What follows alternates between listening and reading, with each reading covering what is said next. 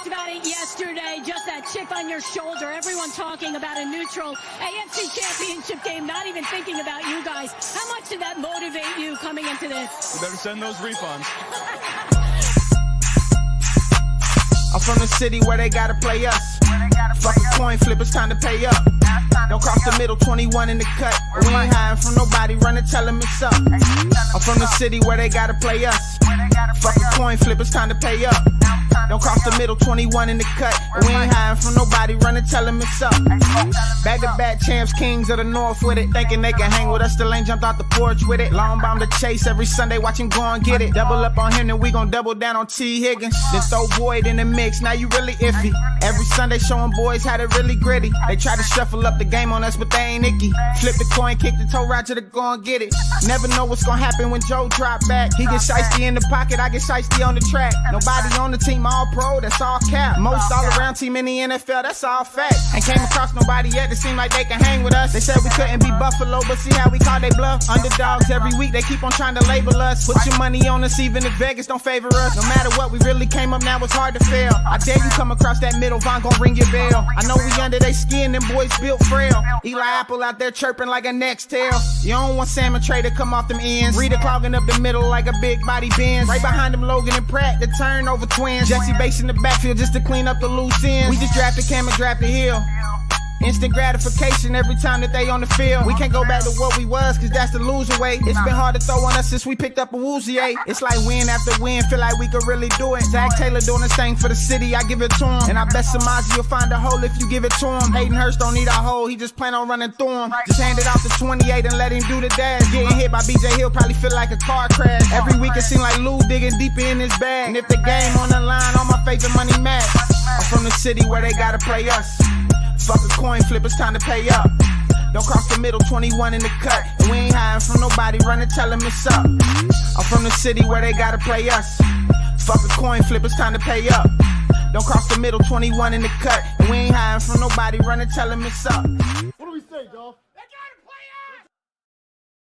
That's right, they gotta play us. What's going on, y'all? Welcome to the show. This early edition of Sports with Strawberry Ice. Do me a favor, if you found the show, hit that like and subscribe button. Smash that thumbs up. You guys are awesome. I'm up to 2,306 subscribers. As always, I appreciate every single one of you guys. If you're watching Facebook or Twitter and you've yet to subscribe to my channel, why not? Please do so. Please go to the YouTube channel Sports with Strawberry Ice. Hit the subscription button. Hit the bell for notification. Every time I go live, you'll be notified. Also, exclusively in the YouTube chat crew, we're doing super chats. So if you got something you want to ask me or something very important you want to ask Charlie Goldschmidt from the Cincinnati Enquire, give me a super chat. I would greatly appreciate it. And as always, I'm coming to you live from this glorious place down here. It's the Ice Cave. And the Ice Cave is brought to you by T Properties. T Properties, quality housing for quality people. Check out the website at www.tpropertiesllc.com for all your rental property management needs and your rental needs. And you know what? I wear it every single day. I got the hat on right now. We got the banner behind me. We got the beer out right now too. But all the merchandise, the clothes, hats, all that stuff, you can get all that stuff at jackpotjoey9.com, if I can talk. Portion of the proceeds go to the Joe Burrow Hunger Relief Fund and the Joe Burrow Fund. Now, the beer, it is out at Brink Brewery right now. It's on tap at Brink. We're hoping by Friday, maybe either getting it canned and getting it out. But I know the beers are coming out. But if you really are dying to get the beer, go to Brink Brewery and get some there. All right, guys, what's up to everybody's in the chat? Strangers in there, Matt's in there, Deontay's in there. What is up, guys? Thanks for getting up and getting here early. This is one of my guests. He's been on multiple times. It's been a little while since I had him on. We're doing this early because he's a very busy guy, but he's very knowledgeable. He knows the Bengals. He knows the Reds. He knows what he's talking about. He's Charlie Goldschmidt. Charlie, what's going on, my man? So some very important business. So I'd never heard that song that you used for your intro, and I don't know who to give credit to for this, but rhyming losing way with Awuzie might have been one of the best lines I've heard in any rap song in my entire life. Yeah, that was his name is YB Assad. He came out with that after we beat Buffalo in the playoffs last year, and he put it on Twitter and he tagged me on it and a couple of people. I'm like, dude, that is awesome. I was like, can I use this? He's like, absolutely. So then my buddy Dale put together the video and everything with all the clips of different people I've had on, but the rap is his, and it's on on his own YouTube channel and stuff. And I love the song. It's perfect. So yeah, it's a really good song. So yeah, make sure you check out YB Assad. So Charlie, we were talking earlier. How's practice been going? I mean, we signed Logan Wilson. It's hot as hell. I mean, what's going on? What's the latest on Bengals practice here? Obviously, it's not quite the same without Burrow, but there are people who rotate through, come to different practices. I get that question a lot, and the way I always answer it is they're just a really good team with a lot of really good players that just shines on the practice field in position drills and 7-on-7s and 1-on-1s and 11-on-11s. Every time you watch, not quite the backup quarterbacks, but pretty much everyone else on the entire field play, they look like people who completely not just belong in the roles they have, but are some of the better players in their roles in the league. I mean, honestly, to me, it's one of, if not the deepest team in the league right now. I mean, where's our weak spots at? The only thing I can think of is backup tight end, running RB2, maybe. Travion got hurt, but I mean, really, where's the weak spot on this team? Yeah, so just an example of the strength, like we were talking about at practice, Jeff Gunner got some good reps yesterday, and we were talking about how he would play significant snaps even on the 2021 Bengals. He would have had a role on that team. So that, he's a guy who you do the math, and it's really tough at defensive end to crack this roster. I think he's definitely a real NFL role player right now, but the Bengals have Cam Sample and Terrell Basham and, Sy and Murphy and the starters. It's a loaded team. Weakness is running back to me is still the biggest question. I've heard a lot of confidence in Chase Brown, but kind of how are his roles and his strengths differentiated from Mixon's strengths right away? Does Mixon have to evolve a little bit if Brown gets to play to his strengths more as an early down rusher? Tight end, I've been impressed with Irv Smith. I think he gives them kind of a different dimension. I've noticed some good blocks from him in particular. I haven't really seen a ton from the backup tight end so far in camp. But hey, this is backup tight end and backup running back we're talking about here. I'm trying to think last year positions of focus would be, wide receiver 4 heading into last year before Trenton Irwin was a thing, really struggled during camp. The offensive line looked terrible during camp last year. Their defensive tackle depth wasn't anywhere near the same. Their cornerback depth.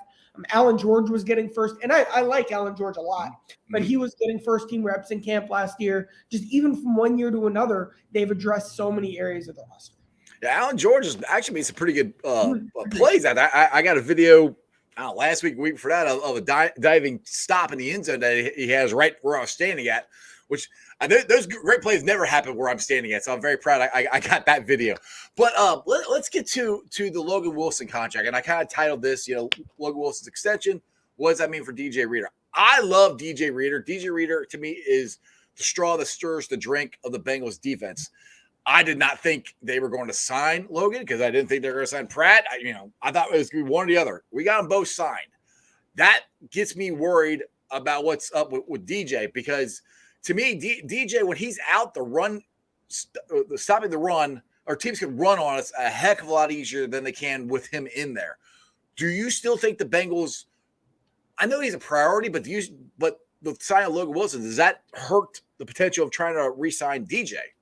I don't see them as connected at all, but I do think that DJ is going to be the Bengals' most interesting free agent this year, specifically because one of the biggest trends you're seeing in the league is like interior defensive linemen are finally being recognized from a financial perspective for what they bring to the table. And, 5 years ago, DJ Reader would have been one of the most unsung heroes in football. The word is out. Everyone's seen, the one-arm tackles he makes with both knees on the ground, the way he changes game plans, the way he changes schemes, the way he changes entire drives. We spent the whole 2022 season talking about, well, if the Bengals can just stay efficient in the running game and set themselves up for second and short. Well, DJ Reader takes away second and shorts. So I think he's going to be very, very highly pursued in the free agent market next year. What that's going to look like specifically, it's way too early to tell. But he is the type of guy that's getting paid around the league, and I'll be very interested to see how aggressive that market is. Whether the Bengals will be able to keep him, it'll depend on how the market is, where they're comfortable at, how he plays this year. But everyone knows how good DJ Reader is. Absolutely. Now, another thing I'm surprised about and I think it's great, and Logan Wilson kind of addressed that when he had his press conference, but of how the guys are quote unquote taking less money to stay here. And Logan said that, he didn't want to play for anybody else other than Zach Taylor. He loves the way Zach Taylor runs his practice. He takes care of his players and all that stuff. And I think that's on down the line for Trey Henderson, Pratt, everybody who's signed here in the last couple of months or re-signed. What does that mean going forward? I mean, as far as potentially keeping other guys, other free agents that possibly coming here. I mean, what's that say about the Bengals and this organization in general? Yeah, I mean, this is a place that has changed the perception, has changed look at how Orlando Brown wanted to play in Cincinnati and came to a Bengals team that wasn't even shopping in the left tackle market in free agency. They have a very clear, reputation across the league for how they protect players, how they put players in position to be their best selves. I'm trying to think, basically every Bengal, except for Trey Waynes, who they've signed in free agency, has just seen their career and their level of play take off to a brand new height. Everybody. Right. Hayden Hurst, Shelby Wouge, like the list is so deep. And I think people recognize that about the system, the culture, the coaching staff, just the environment as an incubator for talent and winning. And people like to win too.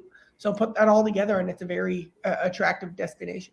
Exactly, Charlie. I mean, we're hearing stuff that I've been a Bengals fan my entire life. I've been on this earth for 48 years. Where Orlando Brown goes on NFL Network and says that this is a great organization, very well run, and he wanted to be here. 7 years ago, you would have never heard that. That's how far this organization has come. And for me, as a lifelong Bengals fan, it's awesome to hear that. But it's also sometimes I'm like, are you talking about the Bengals? Like, really? Like, that's great to hear. And that's how far this organization has come from where they were. Now, we're talking about Zach Taylor and how he's taking care of players and everything.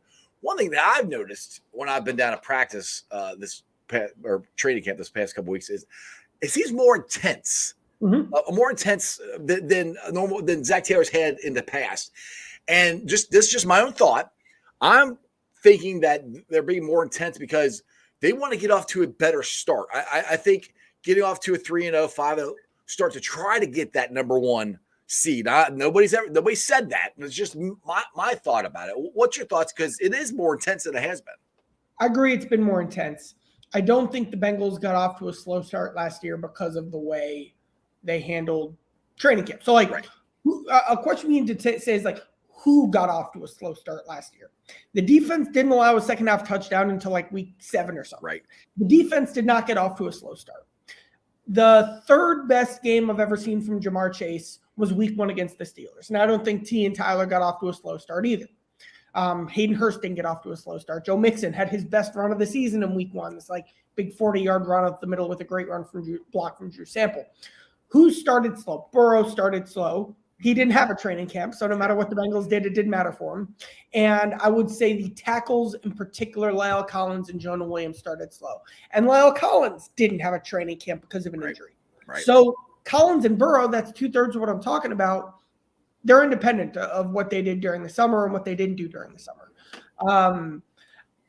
My best explanation is that they probably had a much lighter OTAs and summer program than they've had recently in terms of on-field work.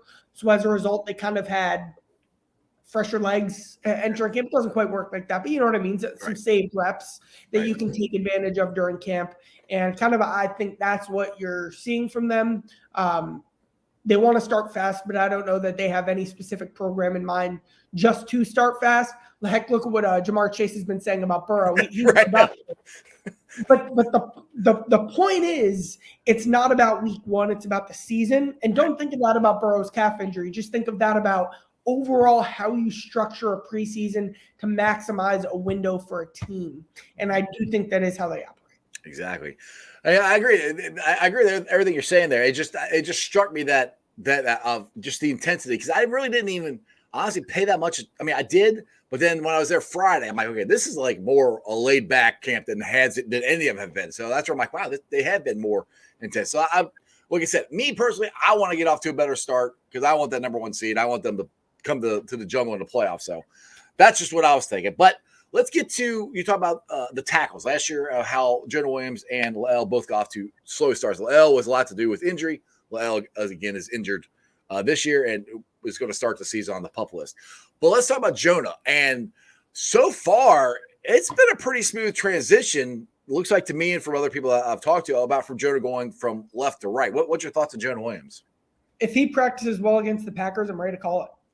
Everything I've seen, consistent, poise, polish, technique, sound, savvy, everything. I mean, he's the best Bengals right tackle in a minute.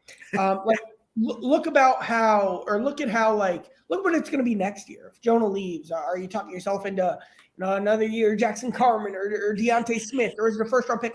I will take Jonah Williams over whatever is behind door number 2 next season. So I think a theme of this season is don't take for granted some of the right tackle play the Bengals could be getting, because again, everything we've seen so far in camp is that Jonah Williams is about to have a good season. And Charlie, I've said that from the get-go. I mean, even before we signed Orlando Brown, everybody was banging on Jonah. I'm like, look, Jonah Williams, if he was a free agent, he's going to get paid.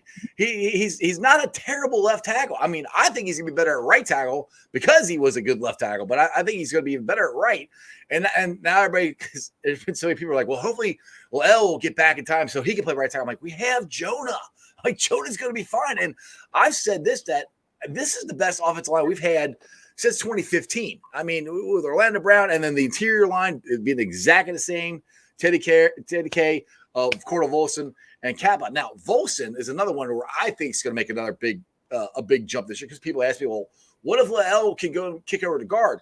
I think Cordell Volson has put on a lot of pounds. He's not a lot of muscle. I'll put it that way, because he's got fat or anything like that. He's got a lot of less body fat.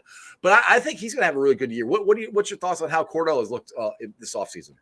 I think that Cordell is going to spend the next 10 years as a Bengal, and we're going to, aside from a few training camp conversations, not talk about him for the next 10 years. And that's the best possible thing for an offensive line.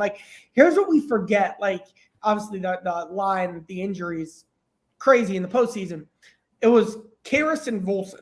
And just from a pure scheme perspective, they were just counting schematically on Volson like he was Alex Kappa.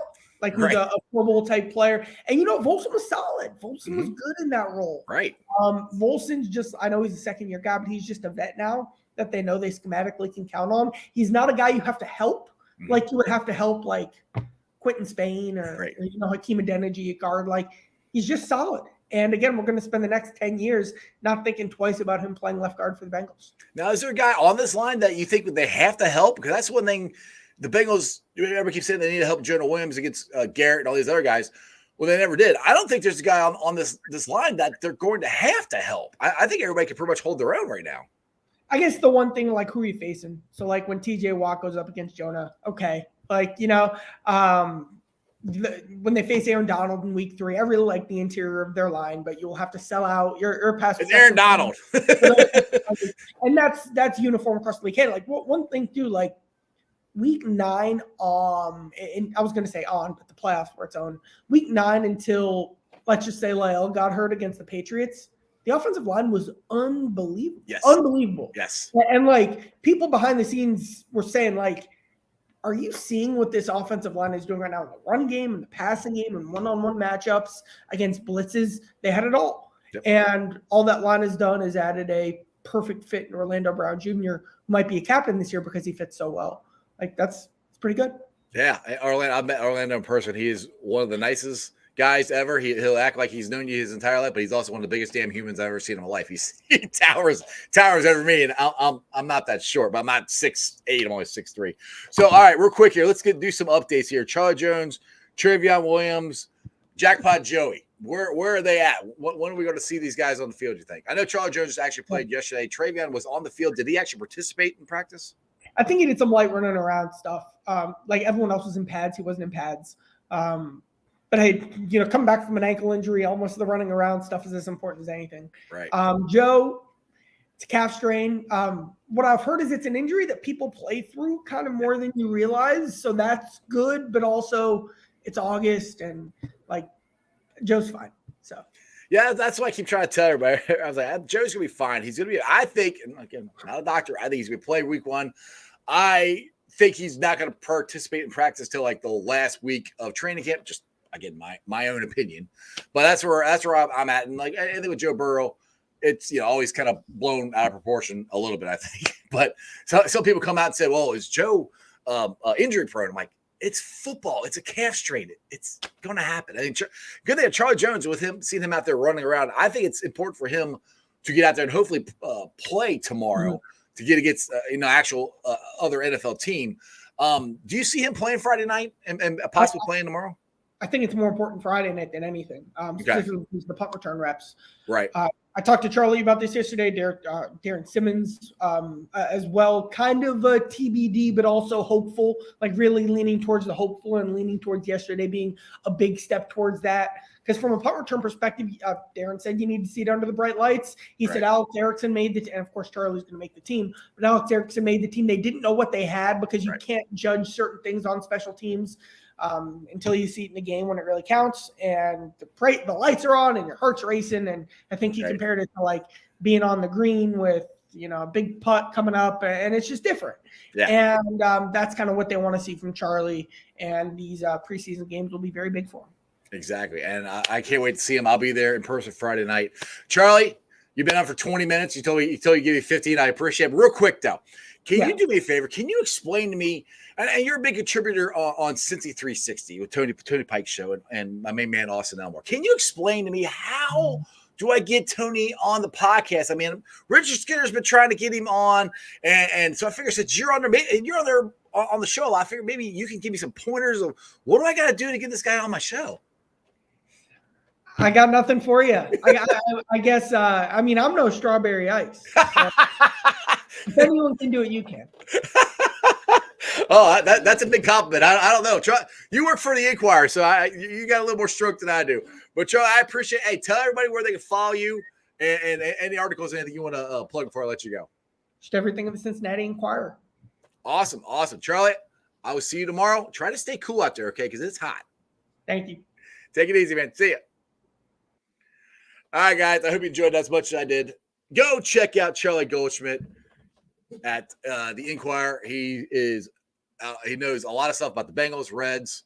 He covers both of them. So, he's always talking Reds, always talking Bengals. He's always on Cincy 360 with Tony Pike, my main man, Austin. So make sure you guys go check that out.